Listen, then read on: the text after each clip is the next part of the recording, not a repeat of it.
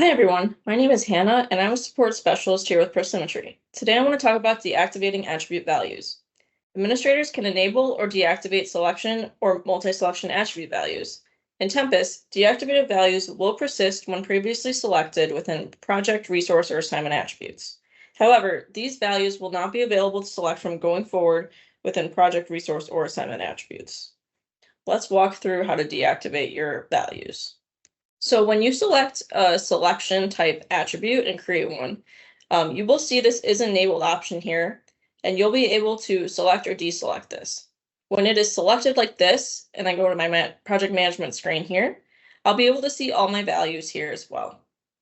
However, let's say I don't want people to select 2020, 2021, 2022, or 2023 from the selection option.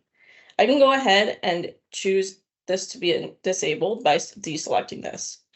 Once deselected, you'll see that it is crossed out and moved to the bottom of the area.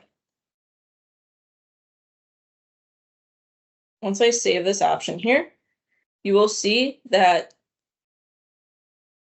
they will no longer be able to select those options. So if I select 2024, you'll see that you can select not set, 2024, or 2025.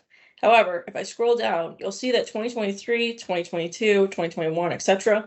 are still inputted into these projects. So if I select this one and select 2023, you'll see that it's crossed out and you're not able to select it anymore. If I go ahead and update this to 2024, you'll see that that option is now removed.